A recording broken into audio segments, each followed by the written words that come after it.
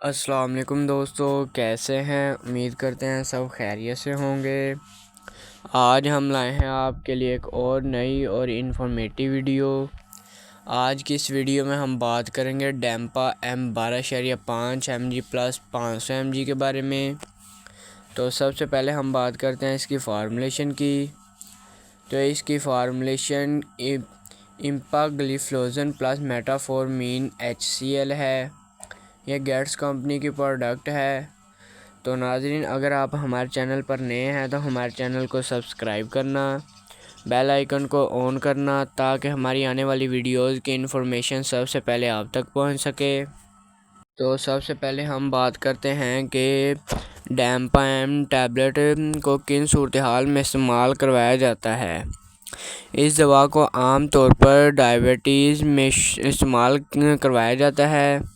یہ بلڈ میں گلوکوز کے لیول کو کم کرنے کے لیے بھی استعمال کروائی جاتی ہے، اور اس کے علاوہ ڈیمپا M وزن کو بڑھنے سے روکتا ہے، اور اس کے علاوہ ڈیمپا M شوگر کو پیشاب کے ذریعے جسم سے خارج کرتی ہے، اور اس کے علاوہ گردے کے مریضوں کے لیے بھی یہ دوا بہت ہی مفید ہے۔ اور اب ہم بات کرتے ہیں کہ ڈیمپا M کا استعمال کن لوگوں کو نہیں کروایا جاتا۔ ان میں حاملہ خواتین اور ایسے تمام افراد شامل ہیں جن کو اس دوا کے اجزاء سے الرجی ہو، یعنی کہ الرجی ہو۔ ایسے تمام افراد اس دوا کا استعمال کرنے سے پہلے ایک بار اپنے ڈاکٹر سے ضرور رجوع کریں اور اپنے ڈاکٹر کے مشورے سے ہی اسے استعمال کریں۔ اور اب ہم بات کرتے ہیں اس دوا کے سائیڈ ایفیکٹ کی۔ تو اس کے استعمال سے وزن زیادہ ہوتا ہے، اور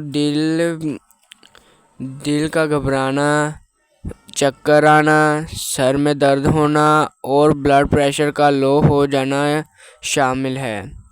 اور اب ہم بات کرتے ہیں کہ اس کی کتنی مقدار استعمال کی جا سکتی ہے۔